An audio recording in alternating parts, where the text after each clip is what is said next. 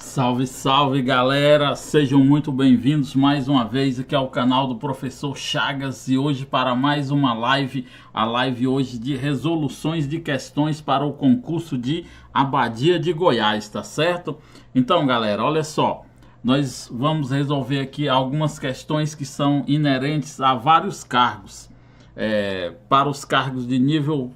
Para a primeira parte eu vou resolver, hoje nós vamos fazer a resolução de 40 questões, tá?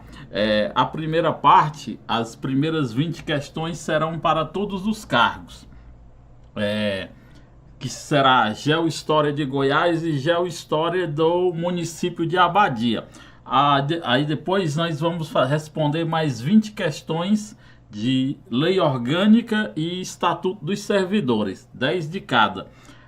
Lembrando que a Lei Orgânica e o Estatuto dos Servidores não vai cair para a nível superior, tá? Só acho que tem um cargo que é para fiscal que vai cobrar a Lei Orgânica e o Estatuto. Os outros demais cargos, você dá uma olhada no seu edital para ver se vai cair lei orgânica para você não ficar estudando. Agora, todos os cargos de nível fundamental e guarda municipal vai cair, tanto a lei orgânica e o estatuto dos servidores. Então, você que vai fazer para professor ou para outra área, assiste as primeiras 20 questões, aí depois você está liberado. A galera que vai fazer para os cargos de nível fundamental e para guarda municipal e para alguns de fiscal, aí vocês fiquem até o final, tá bom? Porque nós vamos resolver hoje 40 questões aí, só lembrando que essas questões aqui fazem parte do nosso simulado. Se você ainda não adquiriu o nosso simulado, entre em contato aí com a professora Delma, ela vai deixar depois no chat aqui o contato dela, que é o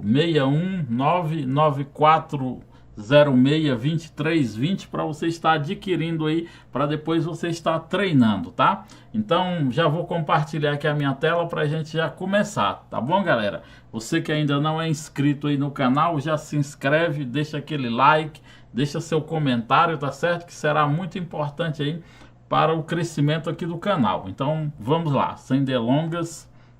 Então, resolução de questões. Então, galera, olha só, nós vamos resolver hoje 40 questões, né? Serão questões de Geohistória de Goiás e Geohistória de Abadia. Esse aqui, ó, todos os cargos, tá? Todos.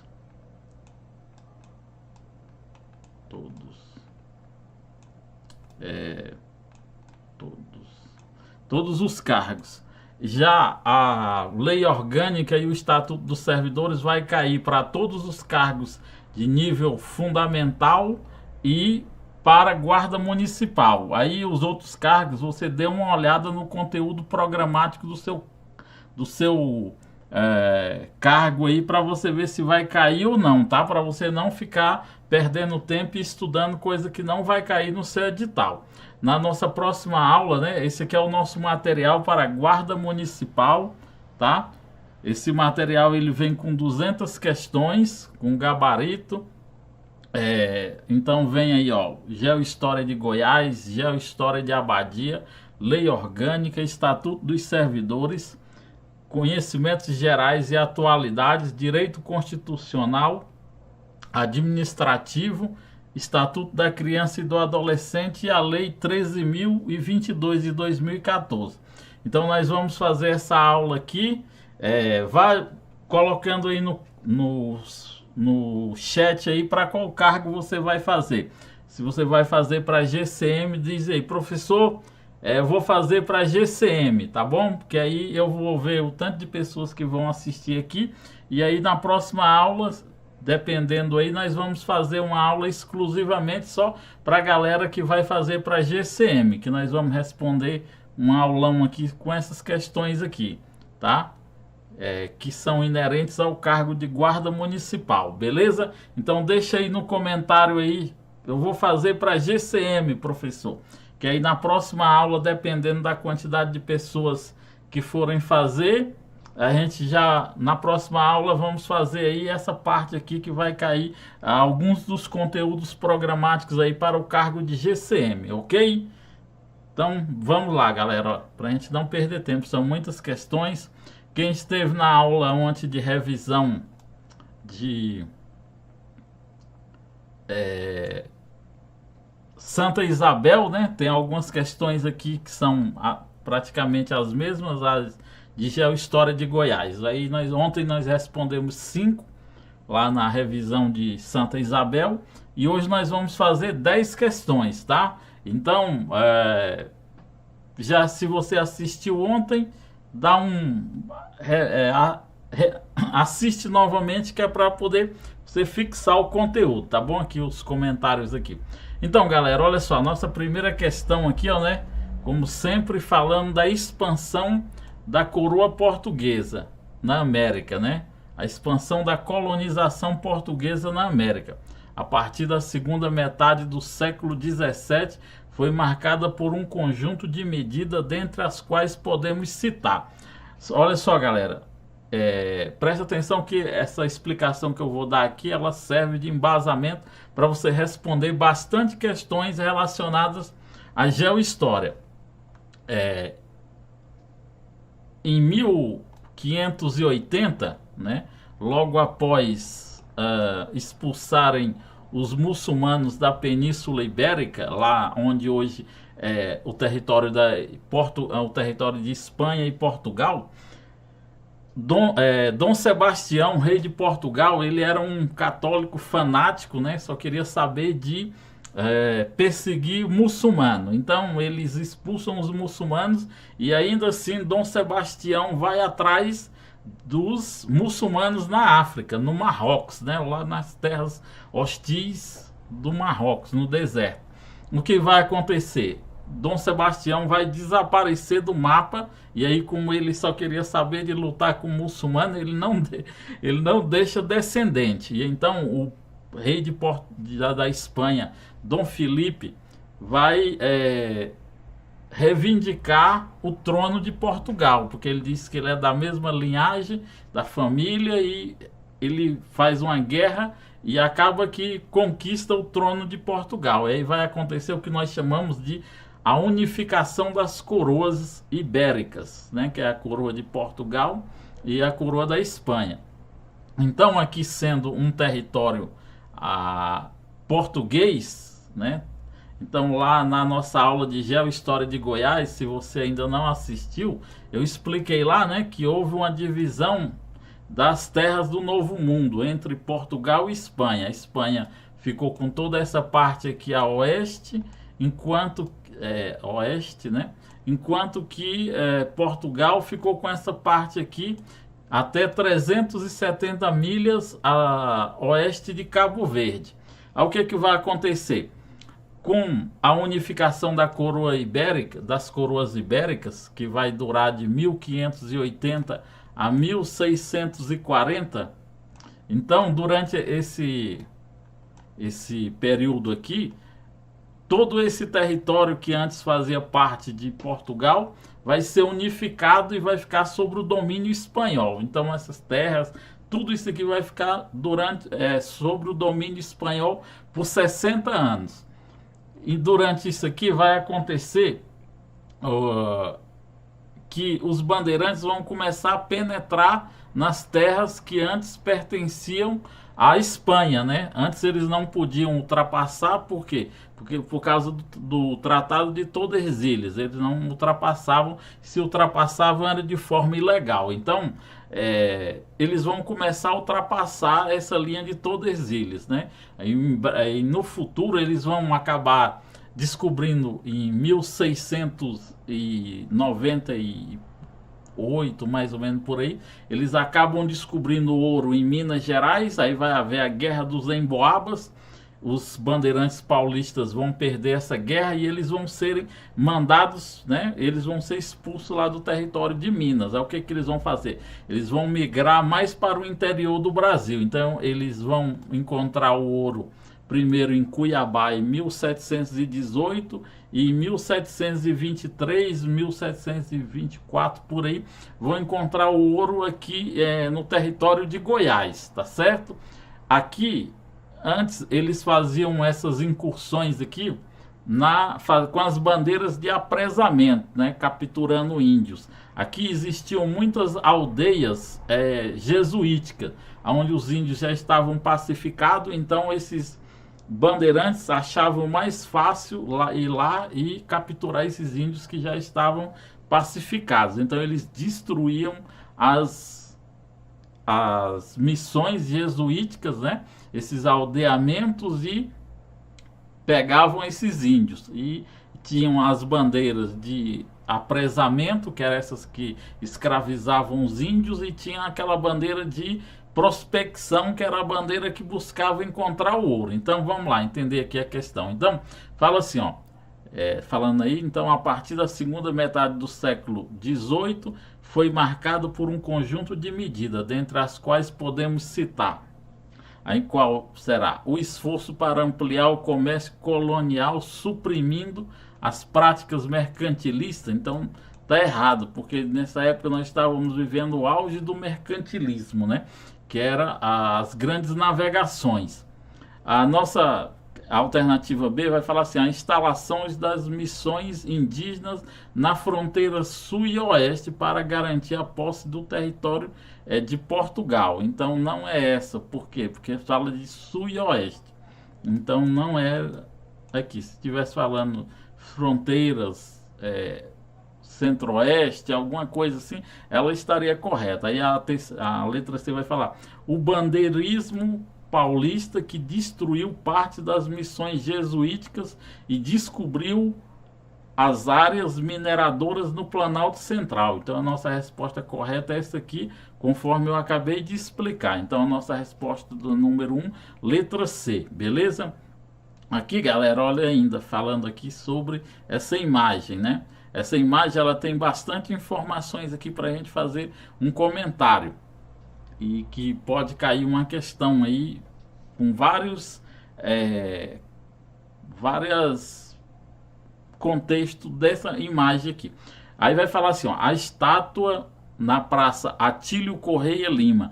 Quem era Atílio Correia Lima? Atílio Correia Lima foi o arquiteto e urbanista que arquitetou ali a planta inicial de Goiânia, né? Ali onde está a prefeitura, a sede do governo estadual, a Câmara, a Lego, né?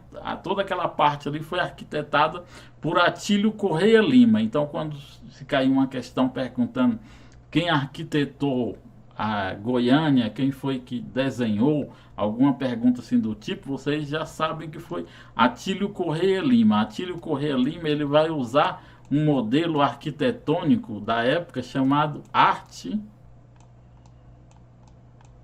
Deco. A Arte Deco era um movimento artístico e arquitetônico francês, né, europeu, que vai romper aí com o modelo colonial do barroco. É uma transição entre o barroco e o modelo moderno que nós temos hoje. Então, vocês percebam que as casas que existiam lá em Perinópolis e na cidade de Goiás, elas são numa arquitetura colonial, ainda um modelo barroco. Quando você vê aquelas prédios antigos lá de Goiânia, você percebe que já é um outro tipo de arquitetura. Já tem umas sacadas, já começam a implantar espelhos. Então já é uma transição da arte deco, ou do barroco para o moderno. E entre os dois está a arte deco. Então Atílio Correia Lima faz essa projeção, né, da capital, da planta da capital, sobre o comando aí de Pedro Ludovico. Pedro Ludovico vai contratar, né, o Atílio Correia Lima para poder fazer a planta. Então ela é uma homenagem a quais dos bandeirantes? Aí nós temos aqui o Borba Gato, Antônio Raposo Tavares, Domingos Jorge Velho e o Bartolomeu Bueno da Silva Filho, que é essa nossa resposta, tá? Nossa resposta correta aqui da alternativa da questão 2 é a letra D. E aí, galera, cuidado, porque se a questão dizer que é o Anhanguera o pai, tá errado, tá? Porque o Anhanguera filho, ele acaba se tornando mais importante, porque ele que veio aqui para o território com o intuito de povoar aqui o território goiano. Então, acaba que ele se torna mais importante do que o próprio pai. Os dois eram chamados de Anhanguera devido à semelhança do filho com o pai, né?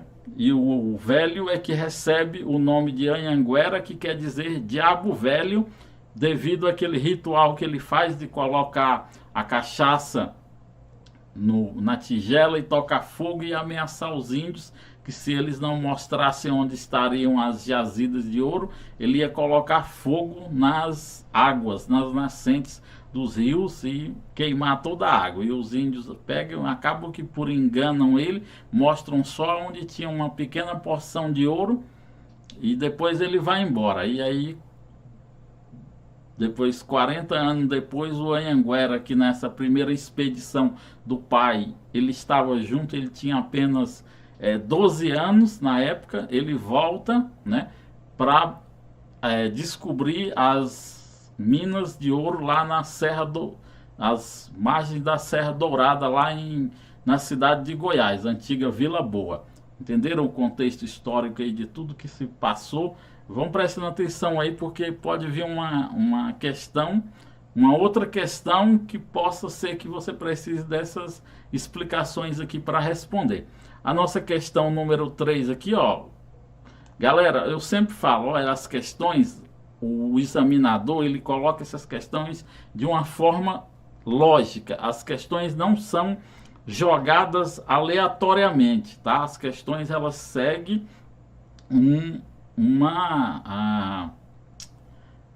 lógica, né? Tipo assim, o que quer dizer isso? Que o examinador, ele vai fazendo a conexão de uma questão com a outra. Uma questão pode trazer um gatilho mental que faz com que você lembre de uma outra questão. Então, se de repente você pegou uma questão, você empacou, você não sabe, e aí você não fica perdendo tempo ali, você deixa aquela questão em branco, pula para a seguinte e vai respondendo. Por quê? Porque quando você deixa essa questão em branco, aí você vai avançando, o que vai acontecer? Vai acontecer que seu cérebro vai ficar lembrando que tem uma questão lá atrás. E aí, se ele perceber um gatilho mental que faz você lembrar da resposta daquela questão lá atrás, então você pega e lembra. Agora, quando você já não sabe, aí você tem consciência que não sabe, não lembra, deu um branco, e você chuta logo de cara, de forma, pegou a primeira e chutou sem fazer uma análise da questão, aí o que você faz? Você já perdeu a questão ali. Você pode ter, né, são 5 questões, então você tem 80% de chance de errar e 20% de chance de acertar.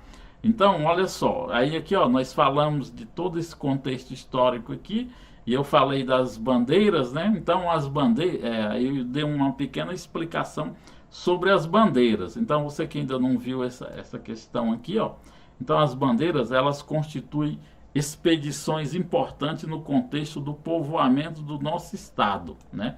Conforme aí os autores Souza e Carneiro, né? Em 1996. Aí fala assim, ó, abre aspas aí para os dois.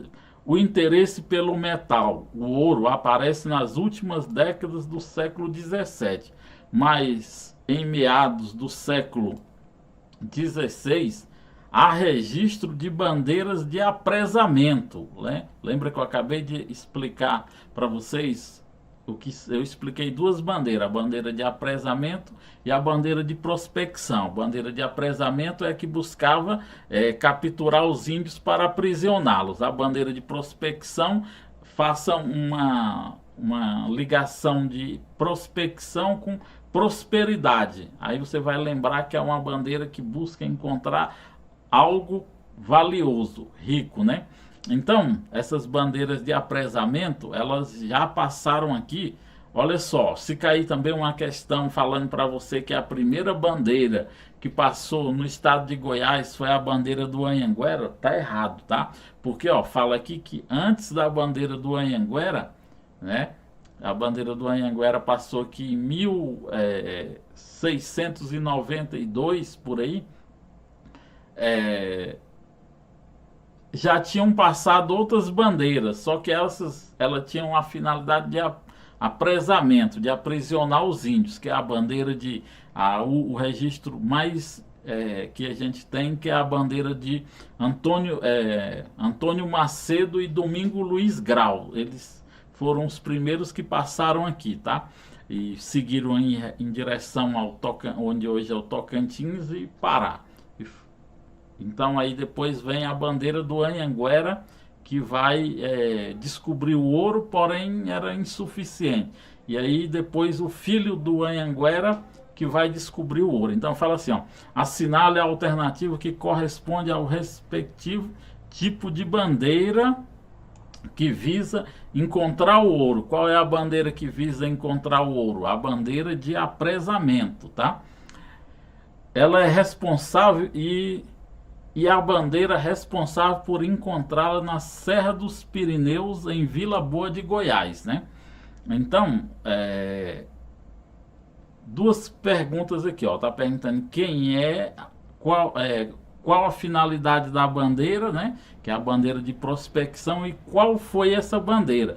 Então nós sabemos que não era uma bandeira de apresamento, porque buscava visar o ouro. Aí nós temos aqui, ó, uma bandeira de prospecção, que realmente está certo, mas porém fala aqui, ó, da bandeira de apresamento. Então não era essa. A nossa questão aqui é a letra E, que vai falar que é a bandeira de prospecção, e a expedição que encontrou o ouro nas Serras dos Pirineus, em Vila Boa de Goiás, foi a expedição do Anhanguera. Beleza, galera? Presta atenção. E nós temos aqui, ó, deixa eu explicar para vocês também, a bandeira de sertanismo de contrato. Essa bandeira de sertanismo de contrato era uma espécie de mercenários. Eles trabalhavam o quê? Diferente da bandeira de apresamento, eles capturavam os índios e negros foragidos aí dos grandes latifúndios, as grandes fazendas, né? E destruíam os quilombos e faziam bastante maldades, né? Tipo, perseguindo os escravos e também os índios, tá? E era muito frequente aqui em Goiás esses quilombos, tá?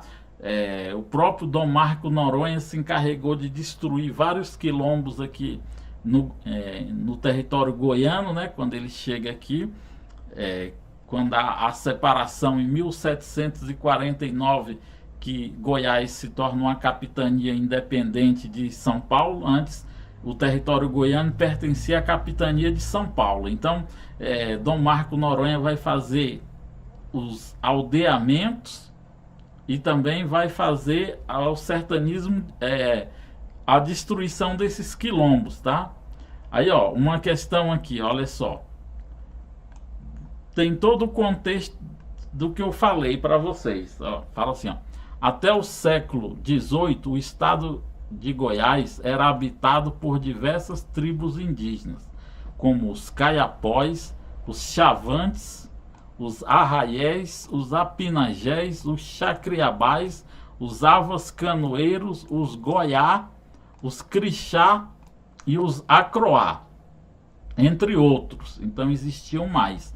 A ocupação do território pelos portugueses e brasileiros de outras regiões acabou por dizimar a maioria absoluta dessas populações, a tal ponto que hoje só restam 3 nações indígenas com reservas demarcadas. E quais são elas? Então já vou falar aqui para vocês. Hoje em Goiás só existem essas 3 nações indígenas. Os Carajás, né, que eles têm aqui em Goiás, e tem também no Pará. Temos aqui, ó, os Tapuias e os Avas Canoeiros, que a reserva deles fica lá em Aruanã, né? Ali próximo a Tocantins. Então, a nossa resposta correta aí é a letra A, beleza? Vamos seguindo aqui para nossa questão 5. A questão 5 vai falar, né? A impraticabilidade de se povoar a dita capitania, no caso se refere a Goiás, nem outra dita Goiás, nem outra qualquer parte da América Portuguesa, senão por seus nacionais da mesma América, e que, achando-se todo o sertão daquele vasto continente coberto de índios, esses deveriam ser principalmente os que povoassem os lugares, as vilas e as cidades que fossem formando. Então nós temos aqui um trecho da Carta Régia de Dom José I, né, rei de Portugal, a Dom José Vasconcelos, governador da capitania de Goiás em 1758. Então, praticamente 10 anos após a independência da capital. Quando foi a independência da capitania de Goiás? A capitania de Goiás, a independência vai acontecer em 1749, com a chegada de Dom Marco Noronha, que é considerado o primeiro governador aqui do estado de Goiás. Beleza, galera? Vamos lá, avançando. Então, o documento aponta a preocupação da coroa portuguesa com o povoamento da capitania de Goiás, cujo desdobramento foi a política de... Então, nessa época, né, os povoados eles iam sendo construídos e os índios atacavam constantemente esses povoados. Aí o que vai acontecer? Vai acontecer uma política do governo português, que eu já falei anteriormente, que é fazer os aldeamentos. Aqui em Goiás vai acontecer principalmente com Dom Marco Noronha, vai fazer esses aldeamentos, pegar esses índios, né? Eles não vão mais massacrá-los a priori, né? Porém, vão colocá-los numa reserva, tipo uma aldeia, né?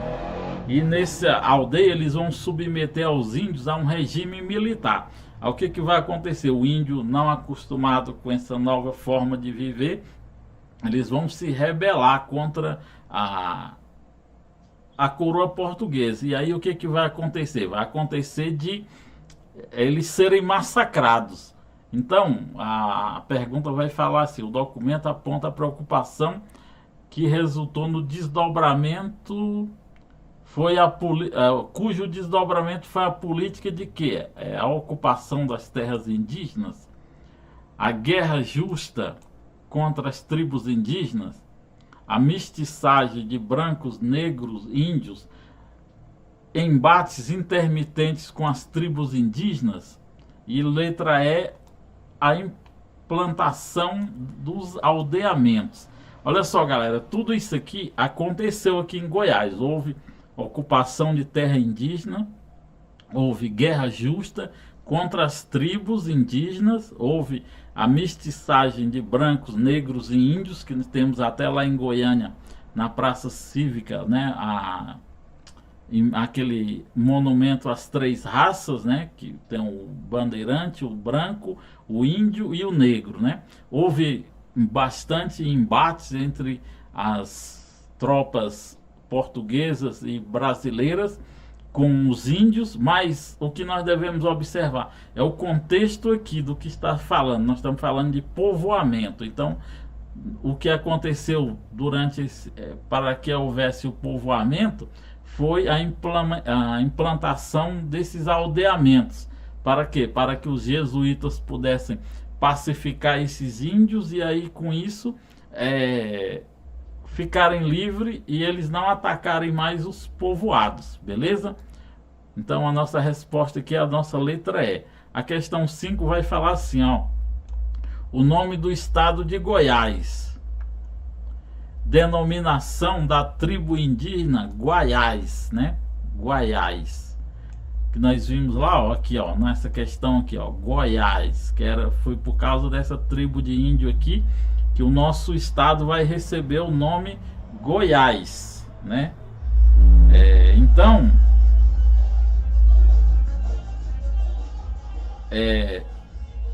o que quer dizer? É uma pergunta bem boba, mas já caiu em umas 3 questões de prova aqui. O significado da palavra Goiás, né?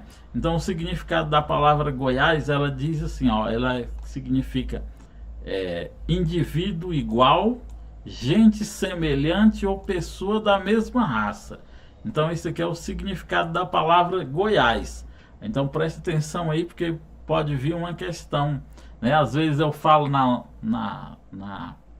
aula e as pessoas, isso aí é uma partezinha bem boa, mas já caiu várias vezes essa questão aqui em alguns concursos em Goiás, e a galera geralmente erra porque não dá a devida importância a essa parte. Acha que é bobo, que não vai estudar isso aí, beleza? Então a nossa questão aí é a nossa letra C. A questão 7 vai falar, ó, a cidade de Goiás, declarada patrimônio histórico, surgiu às margens do Rio Vermelho, fruto da... Olha só, galera, eu estou preparando uma nova aula aí da Geohistória de Goiás. Essa aula vai ser para todos os concursos, porém eu vou gravar ela exclusivamente para vocês de Abadia e para a Polícia Penal. E também ela já vai servir para a GCM de Goiânia, que até o fim do ano aí vai ser lançado o edital aí com 700 vagas de ampla concorrência e mais 700 vagas de cadastro de reserva, né? Já está tudo certo. Esse edital já estava praticamente para ser lançado quando veio a pandemia, mas porém agora ele vai sair ou até o final do ano ou no começo do ano que vem, porque a partir da metade do ano já começa as políticas, né? As eleições, e aí o prefeito vai usar isso aí como capital político para poder angariar bastante voto, promovendo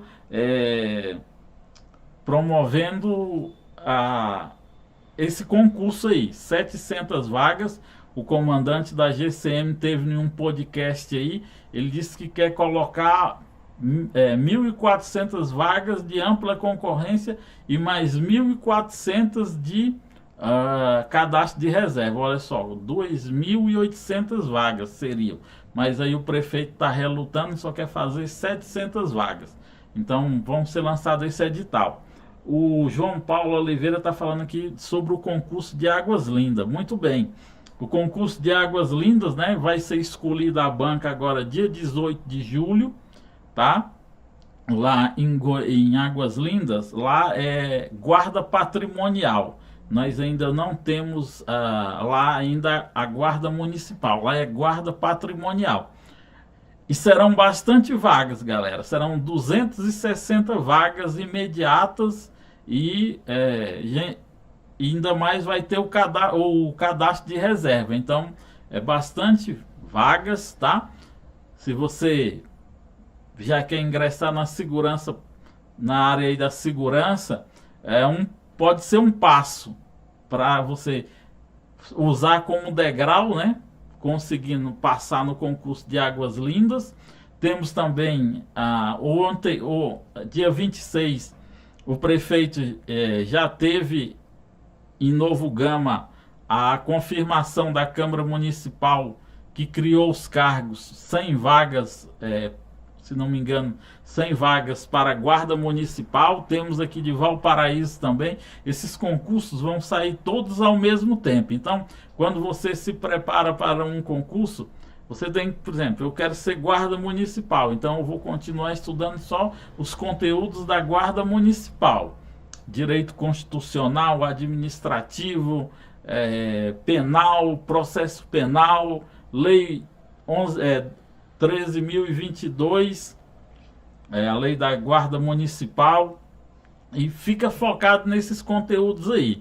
E as matérias básicas, né, que é português, informática,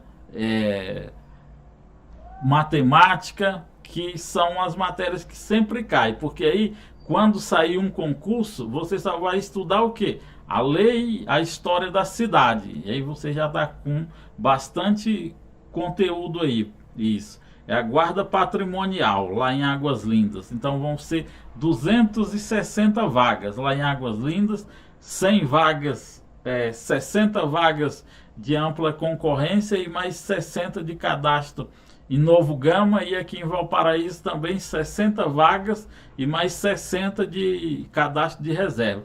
Ainda temos Ocidental, que o prefeito já assinou também, que vai sair. Então, galera, se prepare aí que está vindo muito edital. Voltando aqui para nossa questão aqui. Então, vamos lá. A cidade de Goiás, né, ela foi declarada patrimônio histórico. Ela surgiu às margens do Rio Vermelho. Olha só, galera, se você ainda não assistiu a nossa aula lá de Geohistória de Goiás, assiste essa aula, tá? Nós já temos várias aulas aqui no canal. Assiste para você entender sobre esse patrimônio histórico, quando aconteceu, quando a cidade foi tombada, né? Essa parte histórica aí. Saber sobre a cidade de Goiás, que sempre está caindo questão sobre isso. Então, qual o contexto do surgimento da cidade de Goiás? Então, ó, foi iniciada pela exploração mineradora, né? Pelos bandeirantes. Então, a nossa resposta aqui. Então, como a gente já veio contextualizando tudo, já dava para você responder isso aqui. Essa questão aqui, ó, cuidado para vocês não perderem uma questão dessa aqui, que é uma questão relativamente fácil, tá? Quando vocês forem para a prova, não vão com a mentalidade de tirar a nota mínima. Hoje as bancas estão cobrando aí acima de 70% para você conseguir ficar arriscando aí no cadastro. Então você tem que ir com a mentalidade de gabaritar, né? Tipo, atirar na lua para acertar uma estrela. Vou para gabaritar, então pode ser que eu acerte 80 e poucos %, e aí eu vou ficar nas vagas de ampla concorrência, que vou ser chamado aí na primeira chamada. Uma outra questão aqui, ó, galera, como eu falei para vocês, as questões, até no simulado eu já coloco de forma lógica que um assunto vai puxando o outro para vocês poderem entender. Isso aqui é uma sacada que só com o tempo vocês vão perceber, né? Principalmente aqueles que vão fazer os primeiros concursos, eles não têm essa malícia de ver essa lógica dentro da prova. Ele acha só que a prova é um conjunto de questões jogadas ali, não, mas a prova ela segue uma sequência lógica, né? Uma questão vai dando margem para você perceber alguma coisa que responde uma outra questão. Então, ó, falamos aqui do surgimento da cidade de Goiás, e agora, ó, a economia do estado de Goiás iniciou-se com, olha só, aqui, ó, fala do surgimento da cidade de Goiás, que está inclusa no contexto de quê? Do povoamento, né? Do estado de Goiás. Aí depois vem a economia. Então, a economia vai surgir aqui, ó, da mineração, tá, galera? Né? Da mineração. Aí temos aqui, ó, da exploração da madeira, não. A exploração da madeira vai ser entre 1500 e 1530, que chamamos o ciclo do pau-brasil. A pecuária e a agricultura, elas só vão vir bem depois, quando já esgota o ciclo da mineração e dá o início aí essa nova fase em Goiás, que é da agropecuária, né? Principalmente nas cidades ali ao sul de Goiás, né? Cidades ali como Rio Verde, Itubiara, e outras cidades, Catalão, né, que ficam mais ao sul do Goiás, que vão aproveitar do progresso ali, que Minas, que era o principal atividade econômica e comercial aqui nessa região centro-oeste, e essas cidades no sul de Goiás, por estarem próximas a Minas Gerais, elas vão prosperar, enquanto que as outras vai haver um êxodo rural, né? As pessoas vão esvaziar essas cidades. Goiás vai fazer o caminho contrário. enquanto que os outros estados começam de forma rural e vão se urbanizando, Goiás já começa de forma urbanizada e depois vai haver, com a decadência do ouro, vai haver a ruralização, beleza? Então é essa aí a nossa resposta. Letra A, mineração. Vamos para a nossa questão, ó, número 9, que também, ó, ainda falando da cidade de Goiás.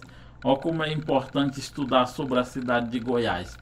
Cai muitas questões sobre a cidade de Goiás e você não pode perder essas questões, ó. A cidade de Goiás ficou como capital do estado de Goiás por mais de... Aí, a nossa resposta correta aqui, ó. Por mais de 200 anos, né? Então, de 1749 a 1937, quando há de fato o decreto de transferência para onde hoje é a cidade de Goiás. Então, praticamente mais de 200 anos, tá bom? Então, essa é a resposta aqui. Mais uma aqui, ó. Agora falando da cidade de Goiânia. A cidade de Goiânia foi planejada, olha só, galera. Quem planejou a cidade de Goiás? Eu expliquei lá na segunda questão. Quem planejou a cidade de Goiás? Se a pergunta fosse essa. Então eu expliquei lá, Atílio Correia Lima, né? Então a cidade foi planejada e construída para ser a nova capital do estado, criando um novo centro de poder. Presta atenção que isso aqui também cai direto em prova. A transferência da capital, articulada pelo então Pedro Ludovico, aconteceu, ó, em 1937, tá, galera? Presta atenção também nisso aqui, ó, 1937. Em 1930 vai haver a Revolução de 30, né? A qual levou Getúlio Vargas ao poder. Getúlio Vargas concorreu à eleição, porém houve uma fraude. Existia durante essa época ao que nós chamamos de, na República Velha, o que nós chamamos da República do Café com Leite. O que é isso, professor? É que ficava alternando no poder o presidente da província de Minas e o presidente da província de São Paulo. Olha só, primeiro era capitania, depois vai ser mudado para província e depois para estado. Olha só, aí então ficavam alternando no poder, Minas e São Paulo. Aí o que vai acontecer? Getúlio Vargas vai acabar sendo derrotado nas urnas, né? Quando chegou a vez de indicar o governador de São Paulo para ser o presidente da República, o presidente de Minas, da província de Minas, nessa época também chamava presidente. Vai ser somente na Constituição de 1934 que vai ser mudado para governador. Então, o Washington Luiz, que era o presidente da República, era para indicar o presidente da província de Minas. Aí ele, em vez disso, indica outro paulista. E aí, nessa eleição, Getúlio Vargas concorre, só que aí há uma fraude. Aí Getúlio Vargas aproveita de um acontecimento que assassinaram o seu vice na chapa com ele, João Pessoa, e disse que foi um atentado político. E aí, junto com os tenentes que já tinham tentado dar um golpe em 1922, eles vão derrubar o governo de Washington Luiz. E aí Getúlio Vargas vai assumir o governo provisório. Assumindo ali o governo provisório, Getúlio Vargas vai tomar algumas medidas, principalmente contra as antigas oligarquias que dominavam os estados, né? Getúlio Vargas vai destituir todos os governadores que foram eleitos na eleição, né, a qual ele perdeu, e nomear interventores. Aqui em Goiás ele vai nomear Pedro Ludovico Teixeira, um médico, né, que lutou também na Revolução de 30. Ao chegar aqui, Pedro Ludovico, uma das primeiras medidas vai ser combater o caiadismo, né? a família Caiado, que era a principal família de importância lá na cidade de Goiás. E para tirar esse núcleo de poder da mão dos Caiados, a proposta de Pedro Ludovico é transferir a capital, né? Criando-se um novo centro de poder. Então Pedro Ludovico vai ser esse interventor, ele vai ficar no poder dos únicos interventores, o único que fica durante os 15 anos do período Vargas é o Pedro Ludovico. O período Vargas vai de 1930 a 1945 e Pedro Ludovico vai ficar no poder. Quando Getúlio Vargas é afastado do poder, Pedro Ludovico se candidata a senador e depois, na eleição de 52, se não me engano, ele vai ser eleito governador e Getúlio Vargas volta, dessa vez pelo voto popular, e se torna presidente novamente. Entenderam esse contexto histórico aí? Isso aqui geralmente já caiu em prova também. Então Pedro Ludovico vai transferir a capital. Então em 1932 ele cria uma comissão para criar para investigar, e aí ele estabeleceu 3 critérios para que sejam construída a capital: a topografia, a hidrografia, né, que é a água, e o clima. Eles queriam um lugar que tinha bastante água, que tinha um clima bom e que tivesse uma topografia, um fácil acesso, porque lá em Vila Boa de Goiás, quando Dom Marco Noronha chegou, ele já achou aquele lugar estranho para ser o centro administrativo, e ele já começa a falar em transferir. E aí, na Constituição de 1891, já está escrito lá no artigo 5º, se não me engano, falando da transferência da capital de Goiás, que só vai acontecer em 1937. Então ele cria essa comissão em 32.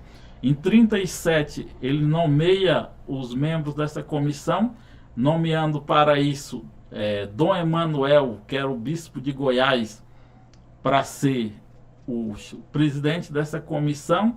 E aí em 33 inicia-se o trabalho e eles vão descobrir uma fazenda hoje ali no bairro Ipiranga, em Goiânia, que apresentava todos esses conjuntos de critérios que eles buscavam, né? Clima, hidrografia e topografia. E aí começa, né, as obras. E aí em 1937 Pedro Ludovico dá logo uma canetada, porque vai haver uma eleição para a Assembleia, e aí ele, temendo os novos deputados derrubarem e ele perder a quantidade de deputados que apoiavam ele, né? Ele já dá uma canetada e transfere a capital. Em 37, alguns órgãos da administração já vêm para onde hoje é a cidade de Goiânia, mas a transferência total só vai acontecer em 1942. Com um batismo cultural, né, que vai acontecer lá, a missa. E aí, falando sobre o nome Goiânia, ele vai surgir de um jornal que tinha aqui no estado, que chamava O Social. Esse jornal vai fazer uma enquete com seus leitores e vai propor 2 nomes: Goiânia, que era um nome extraído de uma poesia de um poeta goiano, e Petrônia, que seria um nome em homenagem a Pedro Ludovico, né? Petrônia, que Pedro quer dizer pedra, então Petrônia, cidade das pedras, alguma coisa assim. Então era uma homenagem, mas o nome Petrônia vai ganhar por 37 votos, se não me engano ele obtém, e Goiânia só 10 votos, mas não se sabe até hoje o porquê Pedro Ludovico prefere o nome Goiânia. Um breve resumo aí da história de Goiânia. Então, fala aqui, ó, a capital, então, aconteceu, antes a capital do estado era de Goiás. Então, essa aqui é moleza. Se você perder essa questão aqui, pode pegar a carreira e meter a cabeça na parede. Então, entenderam aí, galera? O contexto aí da história de Goiânia em 5 minutos, tá bom? Então, nós vamos responder essas 10 questões aqui. Agora nós vamos para 10 questões da geohistória de Abadia, né? Só lembrando, galera, que esse material aqui faz parte do nosso simulado, tá? Esse simulado aqui que nós estamos usando aqui é o simulado para guarda municipal, mas nós temos para professor, temos para agente educativo, temos um que é para todos os cargos e temos um para guarda municipal, beleza? Esse aqui que nós estamos respondendo é o de guarda municipal, que vai cair todo esse conteúdo aqui, tá bom? Aí na próxima live, como eu falei, dependendo aí da quantidade de visualização e a interação da galera, nós vamos responder as questões aí da parte específica para a guarda municipal. Então, galera, olha só, uma das questões que sempre cai quando se fala de história local é sobre o pronome gentílico, que quer dizer o quê? A pessoa que nasce em uma determinada localidade, como são chamados. Então, aqui a nossa resposta correta é a nossa letra A, tá? Quem nasce em Abadia é chamado de abadiense, Abadia de Goiás. Nós já temos aqui a nossa aula no canal. Assiste essa aula, se você adquirir o material, você vai respondendo. Ao responder o material, galera, você tem que ter um comprometimento, uma certa seriedade com a coisa. O que é isso, professor? Olha só, não adianta você ficar vindo aqui, ó, respondi uma, aí eu corro lá no gabarito e olho. Ah, errei. Não, você tem que responder, por exemplo, não vou responder toda, eu vou responder 10 hoje.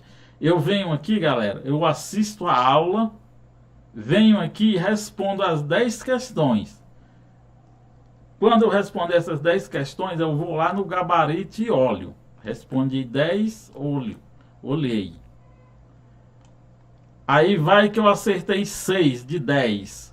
Então, eu já percebi que eu tenho uma média de 60%,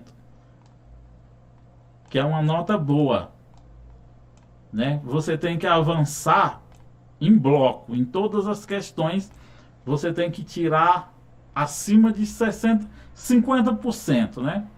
Mas bota aí 60%.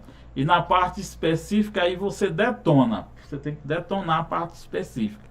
Na parte mais simples você tem que avançar. Você tem que tirar 60% em português, no mínimo, né? 60% em português, em matemática, em informática. E ir avançando em bloco. Se você puder tirar mais, melhor ainda para a composição final da sua nota. E na parte específica, aí você tem que detonar, né? Principalmente você tem essas matérias que são mais difíceis, é a que você tem que acertar mais questão, que todo mundo vai ter dificuldade. Por exemplo, português, matemática, informática, quase todo mundo tem dificuldade. Então, aí você fazendo isso, o que vai acontecer? Você, poxa, acertei só 60%. Vou assistir novamente a aula, vou anotar e depois você tem que saber o porquê você acertou e porquê você errou, né? Não adianta só você olhar o gabarito e errei e acertei. Você tem que saber o porquê você errou e porquê você acertou. É assim que a gente se estuda, tá? Fazendo, e quando você faz isso, você consegue mensurar, ou seja, você consegue quantificar a quantidade de questões. Então, eu percebi que numa determinada parte eu estou indo mal, então eu vou fortalecer para mim poder aumentar a minha média. Tá, galera? É assim. Então, olha só, faz isso, tem um comprometimento. Por exemplo, pega o gabarito, tem 200, o simulado tem 200 questões. Aí você fala, Então hoje eu vou responder 30 questões, 10 de português, ou 10 de Geohistória de Goiás, 10 de Geohistória de Abadia e 10 da Lei Orgânica. Aí você vai e responde as 30. E aí depois você vai olhando no gabarito e fazendo a média. Por exemplo, aí eu acertei 80 de Geohistória de Goiás. 80%, né? 8 de 10. Na de Geohistória de Abadia eu tirei 90, que já é mais fácil, né? Aí na Lei Orgânica eu fui mal, tirei 50. Então eu já percebi que em Lei Orgânica eu não estou bem. Então o que é que eu vou fazer? Vou pegar a Lei Orgânica e vou ler ela de novo, vou assistir a aula, vou me dedicar. Eu já percebi que nessas aqui eu estou bem.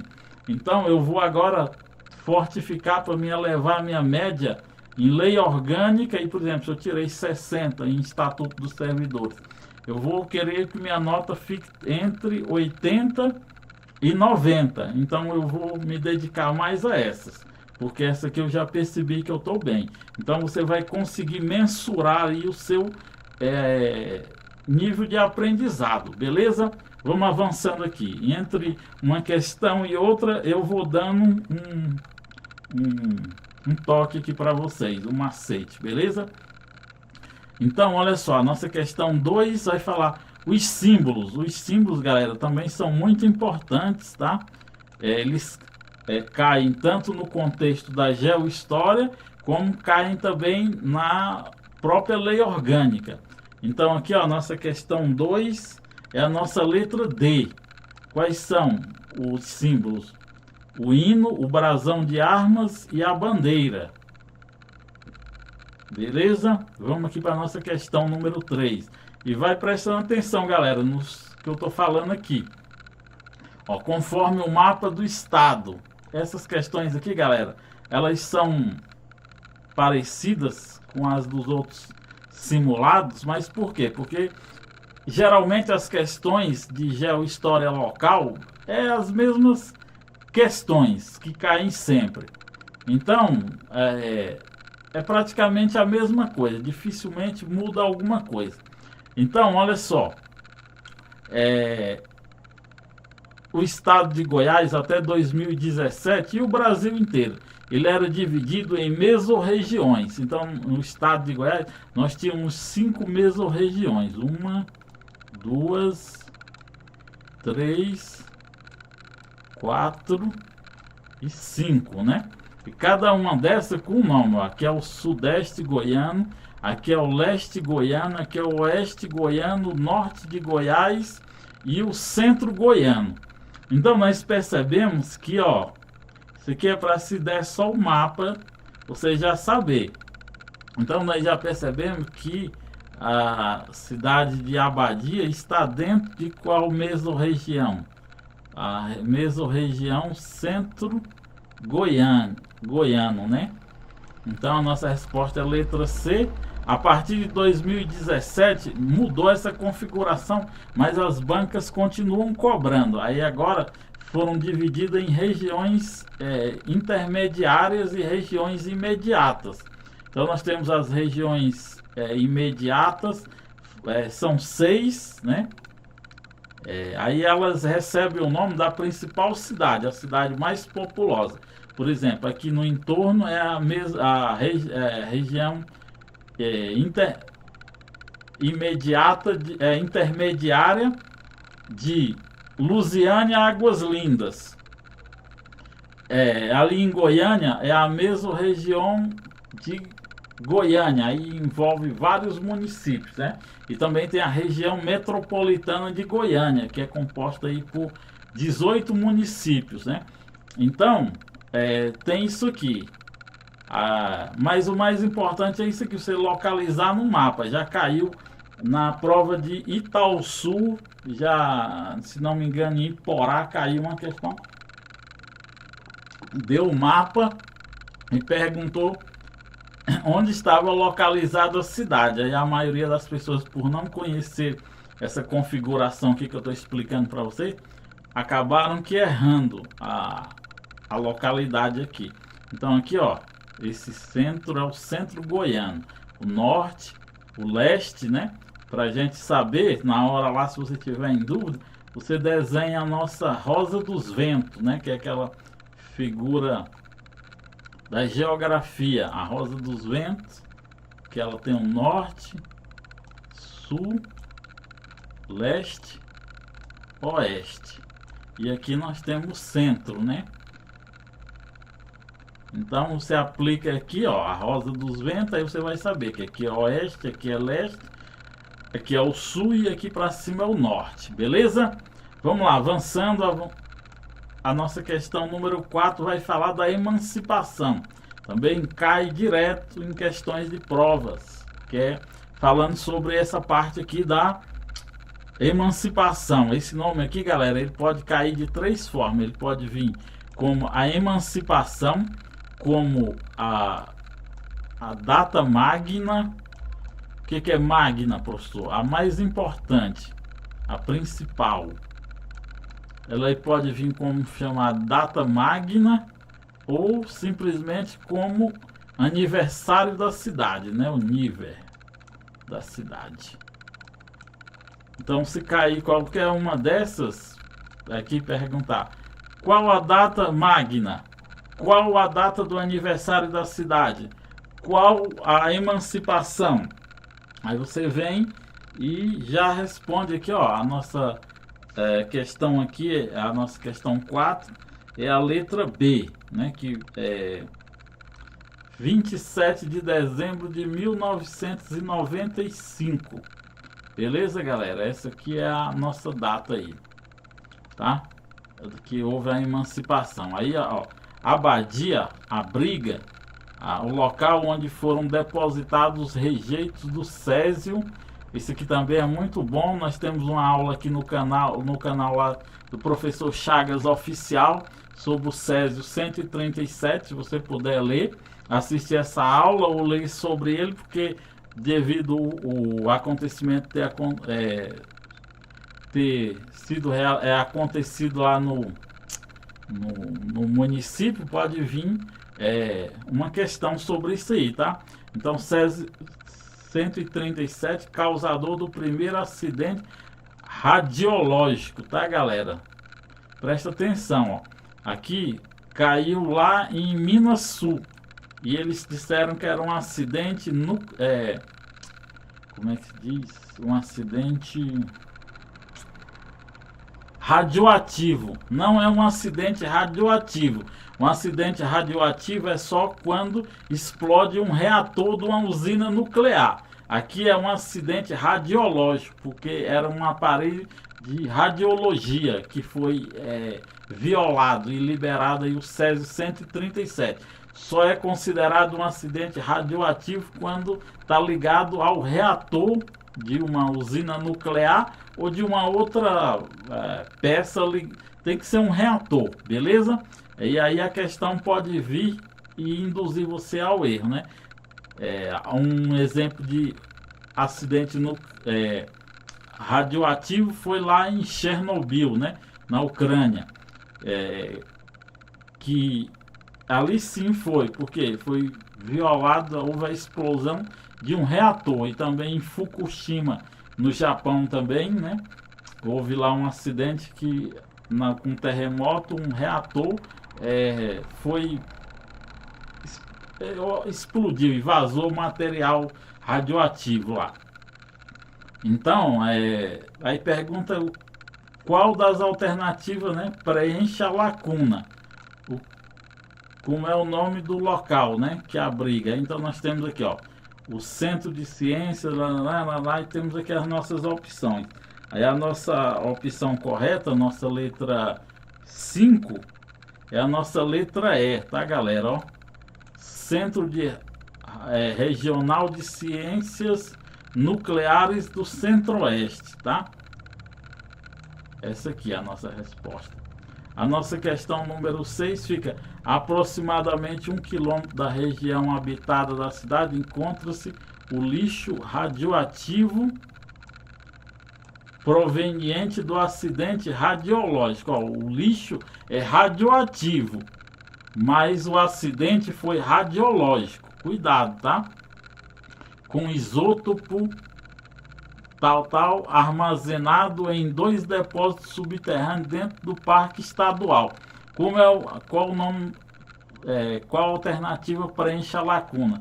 Qual o nome do parque, né, estadual que está depositada os dejetos lá do coisa? Então aqui é a nossa letra D, tá? É o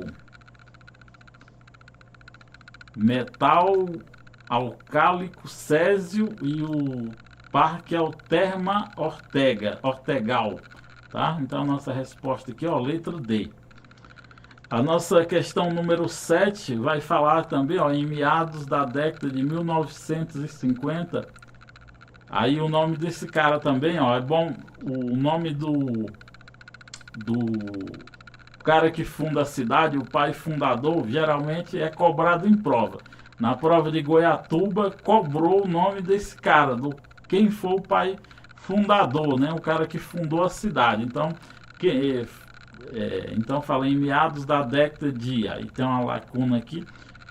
Fulano e sua família chegam à região de Abadia. Quem foi que chegou, galera? Então, a nossa resposta aqui é a nossa letra A, tá? É o Paulino Inácio Rosa e sua família chegam à região, beleza? Quem assistiu a aula sabe isso aqui. O povoamento recebeu o nome de Abadia de Goiás em homenagem a quem, galera? Aí nós temos aqui, ó, o nome da santa, né? Que foi por causa dessa santa que o município, o povoado vai receber o nome. Então, nossa é a letra A, Nossa Senhora de Abadia. Aí nós temos aqui, ó, a densidade demográfica do município, segundo o IBGE, em 2021. Olha só, galera. O que é a densidade demográfica? É quando pega a quantidade da população e divide pela área territorial. Aí nós temos uma quantidade de pessoas vivendo em uma determinada quantidade no espaço, né, por quilômetros quadrados. Então a nossa resposta correta aqui é a nossa letra E, tá, galera? 0,1 pessoas, né, vivendo por quilômetro quadrado. Bastante baixa a densidade demográfica, tá? Para ser alta, tem que ser considerado acima de 100 pessoas vivendo por quilômetros quadrados. Aí a questão 10 aqui, ó, vai falar do elevado à categoria de município com a denominação de Abadia de Goiás pela lei. Qual o número da lei que elevou da categoria de distrito para município? Então nós temos aqui, ó, a nossa letra B, que é a Lei Estadual 12.799 de 27 de 12. 27 de 12 é o que? A data da emancipação.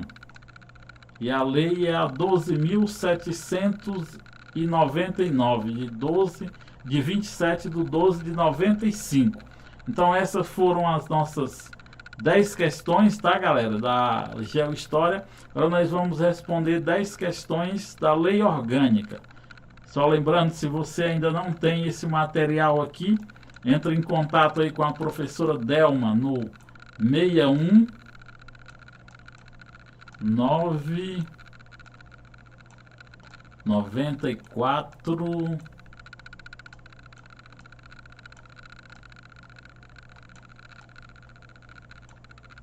06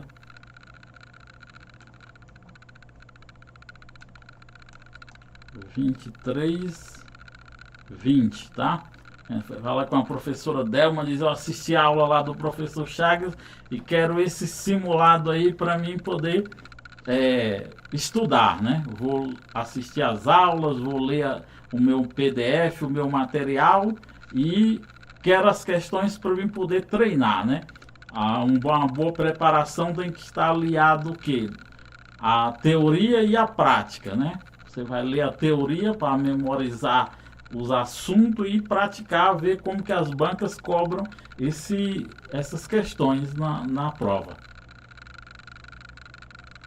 Vamos lá, 10 questões da lei orgânica. Então, galera, olha só, a lei orgânica, né? Quem já assistiu na sala lá da lei orgânica, eu expliquei o artigo 1º. O artigo 1º, ele é a nossa letra B, tá? Já vou falando aqui.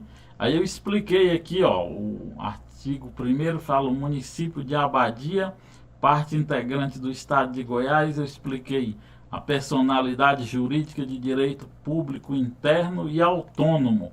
Aí eu expliquei a autonomia PAF, política, administrativa e financeira. Por isso que é bom você assistir essa aula. Se você ainda não assistiu, nós temos no canal Novas Perspectivas, nesse canal aqui, e temos também lá no canal oficial do professor Chagas. Assiste para você entender, porque daqui eu explico algumas coisas que, para quando você for estudar o direito administrativo, você já entender essa parte de administração direta, indireta. Quando você for ver a parte da própria lei orgânica, o processo legislativo, você entender um pouco do processo legislativo. Esse artigo 1º aqui, ele fala muita informação para você poder compreender a lei orgânica, beleza? Então a nossa questão número 1 é a nossa letra B. Vamos lá para a nossa questão número 2. A questão número 2 vai falar aqui, ó, julgue a assertiva correta. Aí ainda, ó, complementando aqui o que estava escrito aqui no artigo 1º, aí vai falar assim, ó, o município de Abadia de Goiás, ele organiza-se e rege-se por essa lei orgânica e demais leis que adotar, e o seu governo será exercido pelo prefeito, auxiliado pelos seus secretários e diretores equivalentes. Essa é a nossa resposta correta, tá certo, galera? Aí eu expliquei também que o município ele só tem 2 poderes, o poder legislativo e o poder executivo. O município não tem poder judiciário. Ou essa comarca, esse fórum que tem aí na sua cidade, ele faz parte da estrutura do Tribunal de Justiça do Estado de Goiás, tá bom? Aí nós vamos agora para a nossa questão número... Deixa eu ver aqui. Nossa questão 3, né? Que vai falar aqui, ó. A lei orgânica do município dispõe, julgue a assertiva correta. Aí, ó, essa aqui já é mais... peguei vários... Esse aqui direto cai nas provas. Eles pegam vários trechos da lei orgânica e para você julgar qual a alternativa correta, né? Então fala assim, ó, o município de Abadia de Goiás, unidade integrante da República Federal, dotada de soberania. Ó, onde está o erro aqui, ó, galera. Os municípios não têm soberania. Lembra que eu falei lá da autonomia PAF? Só quem detém a soberania é a República Federativa do Brasil. Os demais entes federativos, os estados, o Distrito Federal, a União e os municípios, eles só têm autonomia. Só quem tem a soberania é a República Federativa. Então, o nosso erro nessa questão aqui, ó, foi falar em soberania, beleza? Lá na aula eu também expliquei soberania. Soberania representa o quê? Fazer cumprir suas leis no seu território e ser respeitado internacionalmente. A soberania é exercida através de 3 formas: pelo poder político, né, pelo poder militar, pelo poder econômico e pelo poder das relações internacionais. Eu fiz até uma brincadeira lá, fiz uma analogia com o pai que tem um filho desinteressado, que não quer estudar, e o pai é chamado na escola, a professora diz que ele vai reprovar se ele tirar nota ruim. Aí o pai propõe para o filho: filho, olha, estuda, tal, você vê que seu pai não conseguiu um bom trabalho na vida, você quer terminar como seu pai, tal, tal, tal. Aí aqui ele está fazendo uso de quê? Da diplomacia, das relações internacionais, vamos supor, né? Aí, mesmo assim, o menino não ouve. Aí ele pega e fala pro filho: Filho, se você passar, eu vou te dar um PlayStation ou uma bicicleta. Aí o menino continua sem querer estudar. Aí o pai chega e faz o uso da força. Fala assim: Ó, filho, se você não estudar, eu vou te dar uma surra. Então, olha só, os 3 níveis de exercer o poder sobre o indivíduo ou sobre o território. Então, o país, ele exerce sua soberania através da força, do poder econômico, né, e do poder da diplomacia, das relações internacionais. E aí no campo do político, né, vamos supor, um Estado quer se separar, fala-se que a República Federativa do Brasil é a união indissolúvel dos estados, então ele não pode se separar da República e se juntar a um outro país estrangeiro. Então tem um estado que quer se separar. Aí o que o presidente, o corpo diplomático vai lá e conversa com os cabeças desse movimento e fala: olha, gente, o que vocês estão precisando? Pô, para vocês não vamos separar não, já estamos aí há 500 e poucos anos juntos, para que isso, tal? Aí os caras continuam. Aí os diplomatas vão lá novamente e falam: o que vocês estão precisando? Aí os caras: não, nós estamos precisando disso, isso, aquilo, segurança, mais educação, isso, aquilo. Aí os diplomatas pegam e mandam um monte de dinheiro. Aí o que esses caras fazem? Compram, em vez de comprar, pagar a saúde, a educação, as coisas, eles compram armas para poder fazer um movimento separatista na força.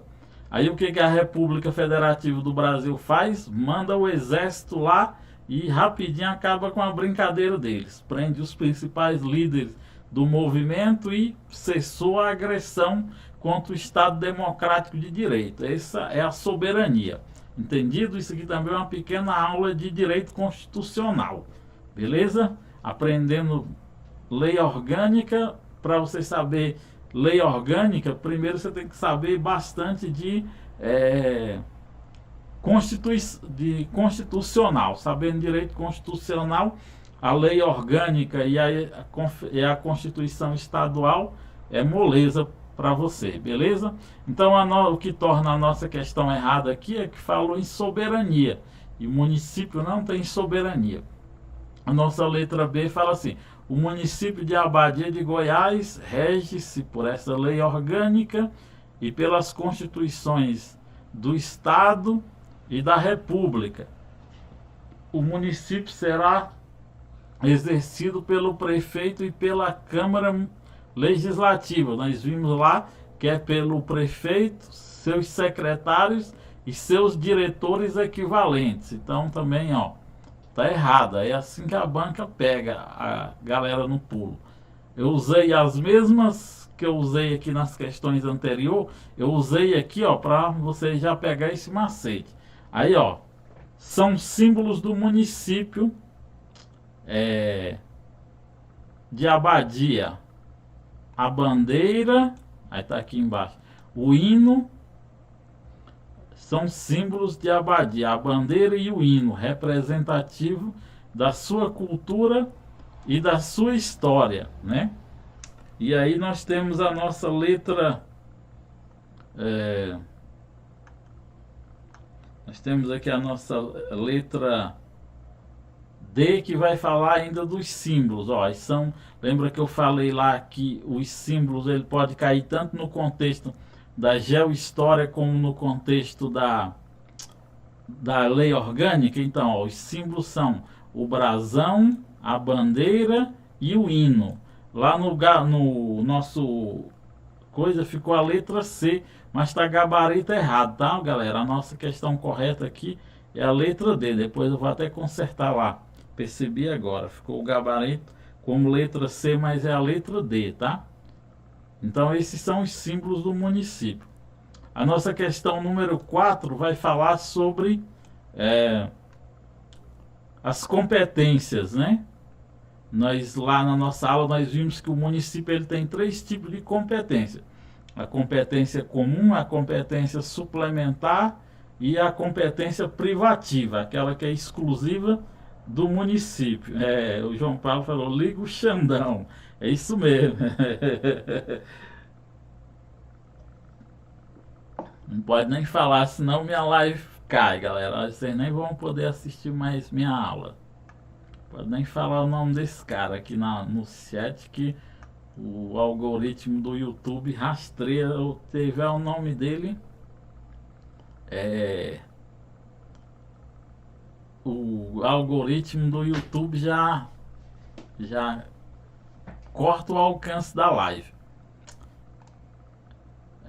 Aí aqui, ó, nossa questão número 3 vai falar dos interesses, né? Ao município de Abadia compete prover tudo que diz respeito ao seu interesse e ao bem-estar da sua população, competindo-lhe. Qual das alternativas é uma competência privativa? Olha só, galera. Qual dessas aqui é uma competência que é exclusivamente do município, né? Então nós temos aqui, ó, não é, né? Ah, tá certo. Aqui, ó, qual não é? Tá, galera? Então nós queremos a errada. Então, legislar sobre assuntos de interesse local, tá correta. Suplementar a legislação federal e estadual também está lá no rol. Preservar floresta, fauna e também está no rol, né, das questões. E a nossa letra... não, peraí, deixa eu ver. Não, a nossa alternativa errada é essa aqui, que aqui é uma competência comum, tá? Conceder autorização aos serviços de transporte também e elaborar o orçamento. Então a nossa resposta correta aqui é a nossa letra B, tá, galera? Ó, suplementar a legislação federal e estadual no que couber é uma competência comum, uma competência comum, não é uma competência privativa, beleza?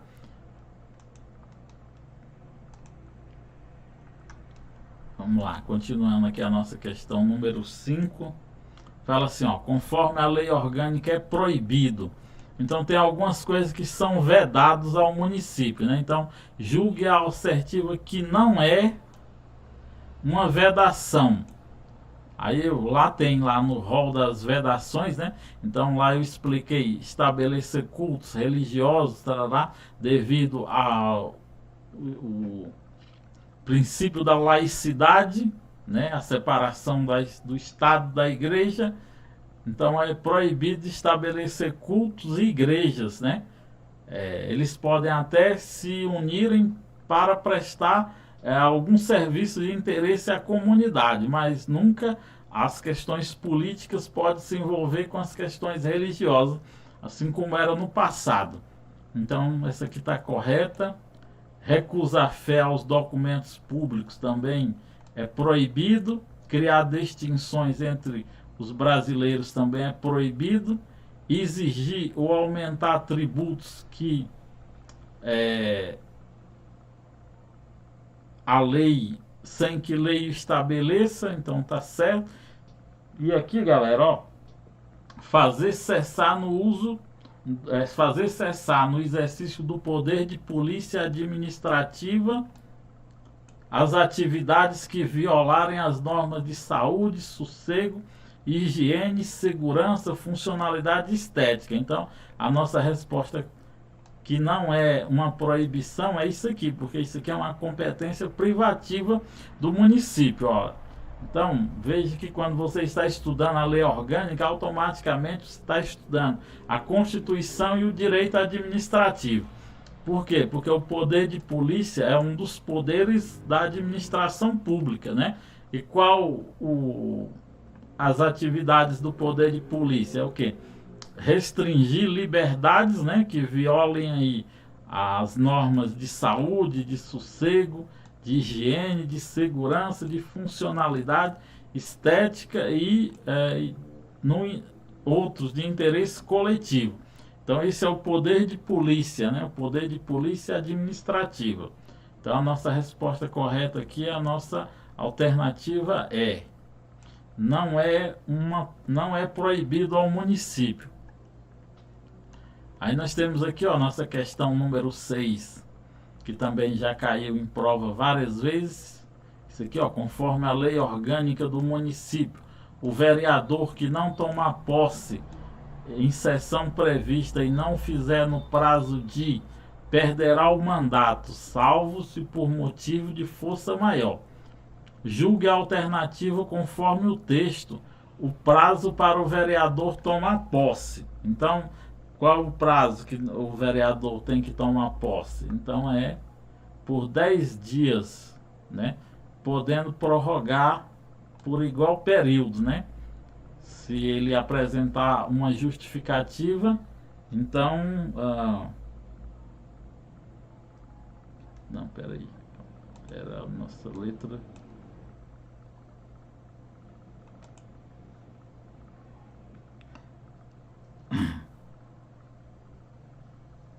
Cadê? 10 dias... cadê? 6A. Então o vereador ele tem 15 dias, tá? Para tomar posse do seu cargo, beleza? 15 dias. Se ele não tomar, ele acaba que vai perder a vaga, se não tiver uma justificativa plausível. A nossa questão 7 da lei orgânica fala: julgue a assertiva correta, né?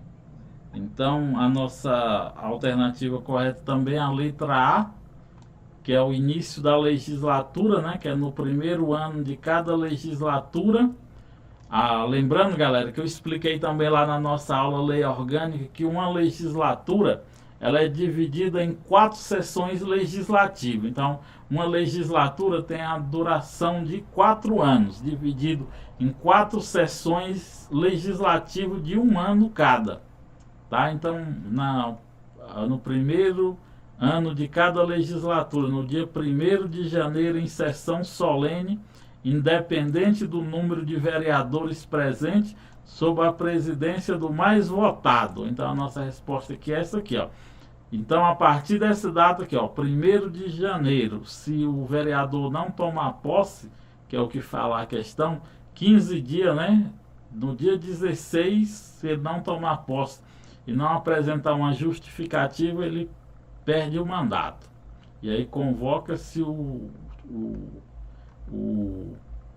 suplente, beleza?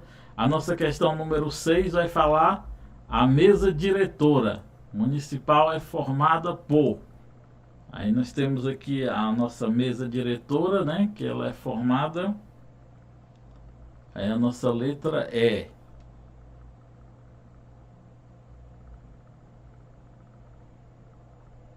A mesa diretora ela é composta por... no mínimo um presidente, um vice-presidente e 2 secretários, né? 8E. Aí nós temos aqui a nossa questão número 9, que vai falar: qualquer membro da mesa pode ser destituído pelo voto de... Aí nós temos aqui a nossa letra B, que fala assim, ó: qualquer membro da mesa pode ser destituído pelo voto de, 2/3 dos membros da Câmara, tá, galera? Cuidado com isso aqui, ó, porque na hora eles podem dizer pela maioria, pela 1/3, 2/3, então são 1/3, eles podem falar, então são 2/3 dos membros. Quando esse vereador for faltoso, omisso, ineficiente, desempenho de suas atribuições regimentais, elegendo-se outro vereador para complementar o mandato, beleza? E aí vamos para a nossa questão número 10, para a gente finalizar aqui a parte da lei orgânica.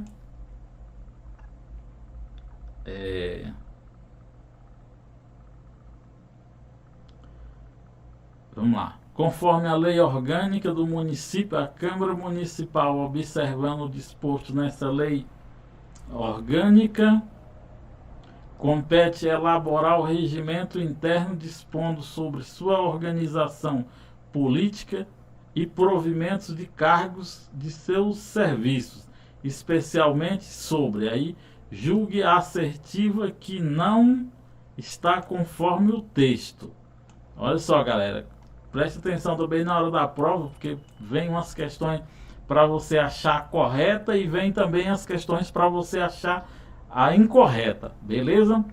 Então, qual é a nossa resposta aqui da 10? É a nossa letra B, que não está...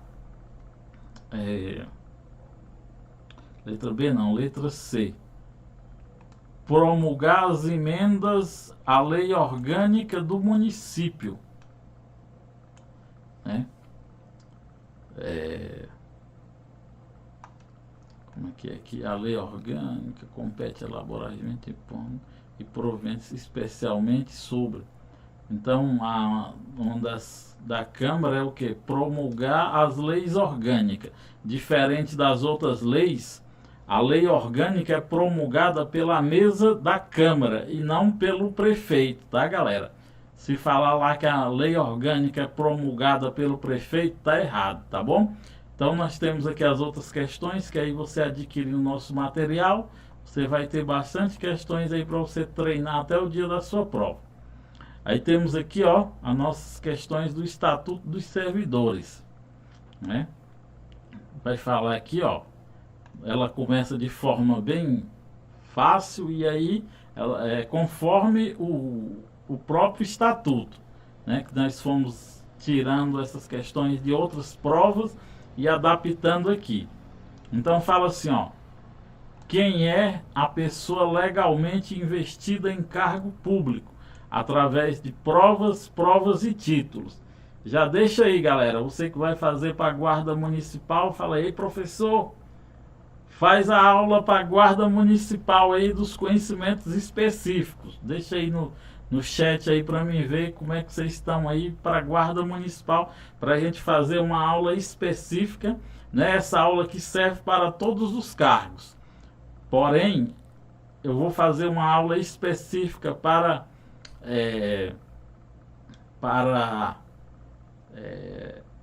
Guarda Municipal, e vou fazer uma aula também só de conhecimentos pedagógicos. Para você que vai fazer para professor também, eu vou formular aqui umas questões só para professor do nosso simulado lá, e vamos responder em uma outra live, até o dia da prova. Então, quem é a pessoa legalmente investida em cargo público através de provas e título? Nós temos aqui o servidor público, né? Vocês futuramente serão essa pessoa aí investida em cargo público de provas e título. Aí fala, ó, conforme o Estatuto dos Servidores, é o posto de trabalho instituído na organização do funcionalismo, caracterizado por deveres, responsabilidades, com estabelecimento de jornada de trabalho prevista na lei, com denominação própria, número certo e remuneração pelos cofres públicos. Olha só a diferença aqui do conceito de cargo público, né? Ontem quem estava estudando lá com a gente para Santa Isabel viu o conceito lá é totalmente diferente. Então há uma certa particularidade em cada estatuto dos servidores. É o que eu falo. Você entendendo o espírito da coisa, você consegue por um estatuto estudar para todos, porque o espírito da coisa é mais ou menos o mesmo. É igual aqui, ó. Se você sabe que é criado por lei, com denominação própria, número certo e remuneração pelos cofres públicos, essa parte aqui está em todos os estatutos, independente dessa primeira parte. Então aqui você já sabe que nós estamos falando de quê? Do cargo público, beleza?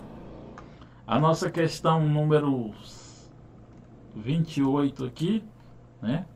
Vai falar, ó, conforme o Estatuto dos Servidores, são requisitos para ingresso no serviço público, ó, exceto qual não é um requisito.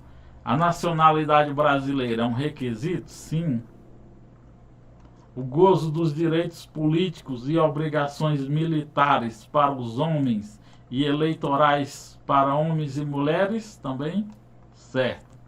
Gozo de boa saúde física e mental? Nível de escolaridade de acordo com o cargo? E a nossa resposta aqui, que está errada, né? Como aqui pede aqui, essa idade mínima de 17 anos. Outra questão também que geralmente uma hora e outra cai, essa aqui, ó, das condições, né? Conforme o estatuto, a pessoa deficiente é assegurado o direito de candidatar-se ao ingresso no serviço público municipal para exercício de cargos cujas sejam compatíveis com sua deficiência que é portadora. É o que, galera? Então a nossa questão 29 é a nossa letra D, né? Para o exercício do cargo cujas condições físicas sejam compatíveis com a deficiência de que é portadora, né? Então nossa resposta aqui é a nossa letra D, beleza? 29. Não, pera aí, galera, eu marquei errado aqui. 29D, tá? Né?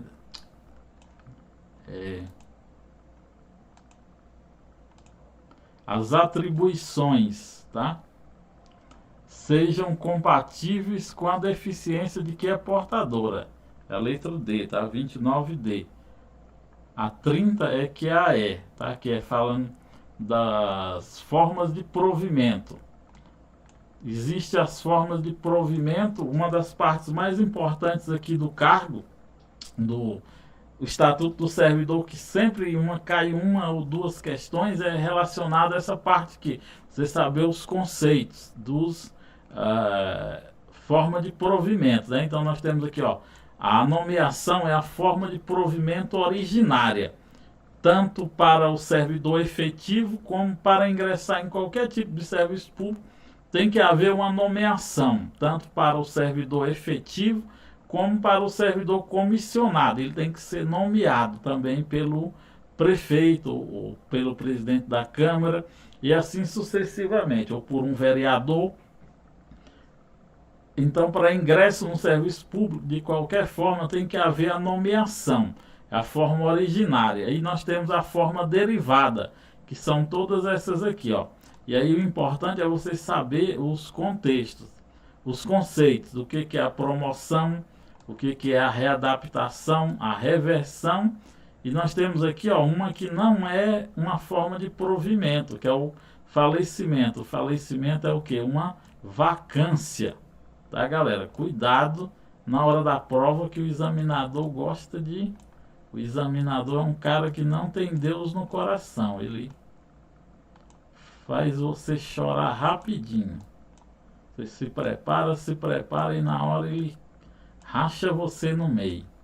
Então aqui, ó, são vacância. E essas aqui são formas de derivadas, tá? É uma forma de provimento derivado. Por que, professor, que é derivado?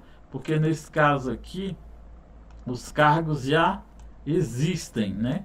Não precisa a Câmara criar novos, o prefeito propor e a Câmara criar os novos cargos, né? Já existe. Você já foi nomeado, agora você vai ser promovido. Por exemplo, se você é um guarda municipal, lá no seu plano de carreira já vai estar dizendo que a partir de um determinado tempo você vai passar a ser como é que chama? Não é um fiscal, não. É um inspetor, né? Você vai ser um inspetor. Depois do estágio probatório, passou tantos anos, você vai ser um inspetor. Até chegar a um posto que você pode ser nomeado chefe da guarda. O prefeito não pode escolher, simplesmente chegar e falar: você vai ser o chefe da guarda. Não, o chefe da guarda, ele tem que percorrer uma jornada e passar por as fases que o plano de carreira estabelece para o guarda. E aí ficam aí como se fosse um general. Aí tem vários generais. Aí para ser um general de 3 estrelas, tal, você tem que ser nomeado pelo presidente da República. E aí poucos conseguem, porque tem que ter uma afinidade política com o presidente para ele poder te nomear.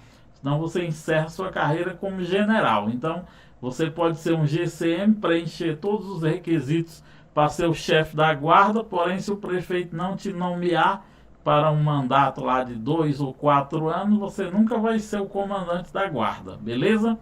Então, essa aqui, ó, é falecimento. A nossa questão 31 vai falar, conforme o Estatuto dos Servidores Públicos, o concurso ele terá validade de 2 anos, ele pode ser prorrogado por... Então, nós já sabemos que o concurso público, ele sempre é prorrogado por igual período, né? Então, ele tem a validade de 2 anos. Quando chega ao final, em vez da administração pública realizar um novo concurso, o que eles fazem? Eles já prorroga por mais 2 anos para ganhar tempo, porque é muito caro para fazer um concurso público, beleza? Aí aqui, ó, conforme o Estatuto dos Servidores, a posse. Preste atenção também que isso aqui cai direto, tá, galera? O prazo da posse e do exercício. A posse ela ocorrerá no prazo de contados do ato de provimento. Aí nós temos aqui a nossa questão 32, que é a letra C. Ó. E ela é improrrogavelmente, tá, galera? Então, se você passou, você já, na hora que sair o resultado, você já tem que correr atrás dos exames, correr atrás dos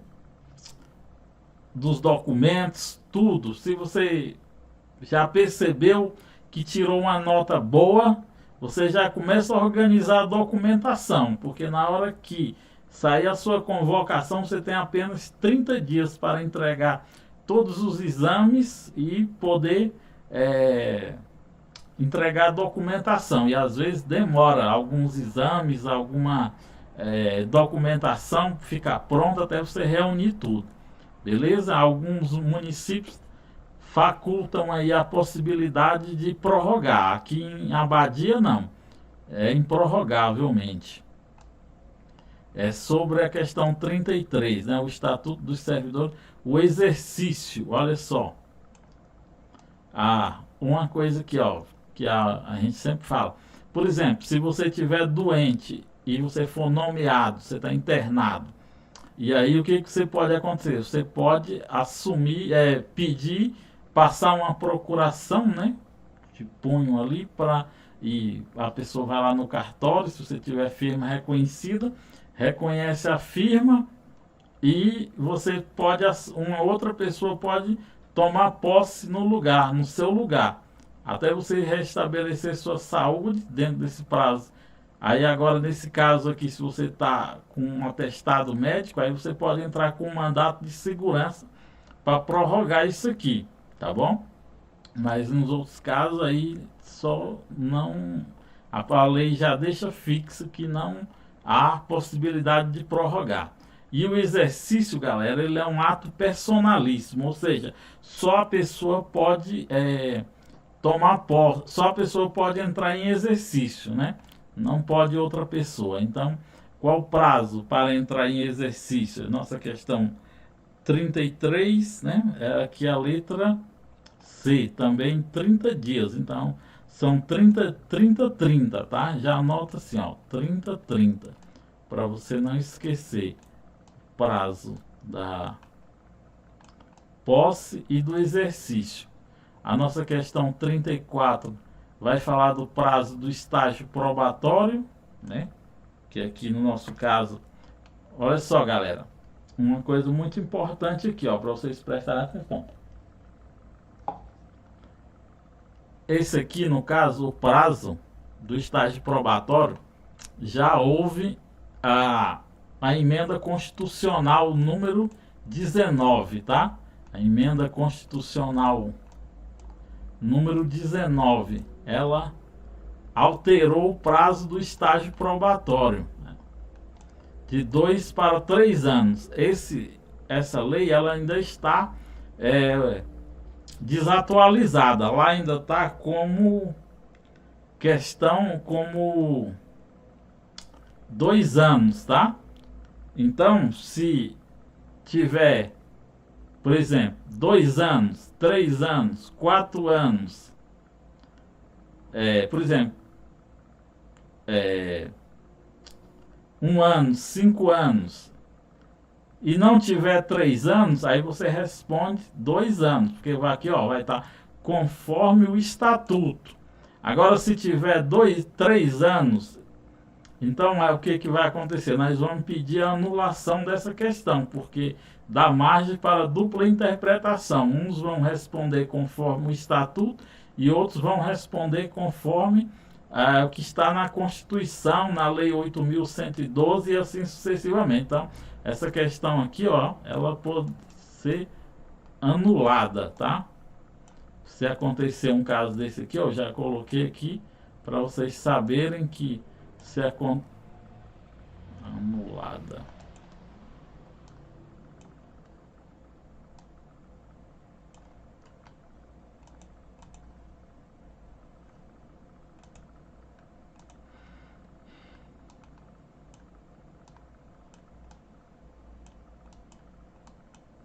A questão é anulada, tá? Se ela vier desse jeito aqui, com 2 e 3 anos. Agora, se ela só vier 3 anos e 4 e 5 e tal, então você já marca 3 anos.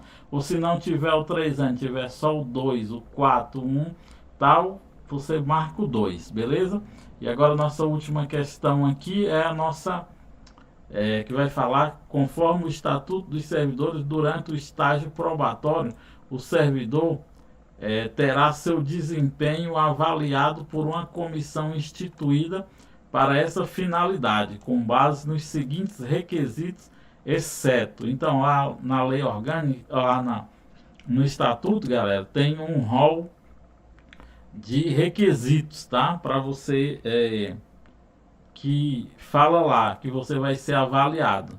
Então, você vai ser avaliado pela idoneidade moral, assiduidade e pontualidade, pela disciplina, aptidão e eficiência. E a nossa resposta aqui, ó, que não está lá no rol, é urbanidade. Olha só, uma coisa para vocês prestarem atenção. Urbanidade é o quê? Tratar bem as pessoas. É um dever de todo servidor público tratar bem as pessoas.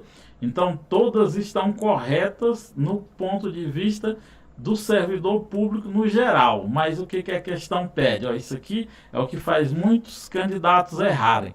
É que na questão está falando uma coisa e dá margem para você entender, você fazer a sua interpretação. Mas aqui está restringindo, ó, com base nos seguintes requisitos. Então, lá no estatuto tem um requisitos que são a idoneidade moral, a assiduidade e pontualidade, a disciplina, a aptidão e eficiência. Não tem urbanismo, tá certo? Então, galera, essa foi nossa aula, né? Passamos aí 40 questões, deixa eu ver aqui, 1h e 54 minutos de live, né, com vocês aí. Eu quero parabenizar com todos que tiveram comigo aí desde do começo da live, né? Então é assim que a gente se estuda, galera. É dolorido, é sofrido, mas a recompensa é grande, tá bom? Então, uma boa noite. Se você gostou, já se inscreve no canal, deixa aquele like, deixa um comentário aí, tá bom? Se você ainda não adquiriu o nosso material, entre em contato aí com a professora Delma no 61994062320, tá certo? E pega lá o seu material e vai vendo as aulas e estudando. Gostaram da aula, galera? Deixa aí nos comentários, no chat, se foi top e que vocês querem a aula dos conteúdos para guarda municipal, tá bom? Eu vou voltar semana que vem, eu vou fazer essa aula aqui, tá bom? De só para guarda municipal. Depois eu vou fazer uma aula só para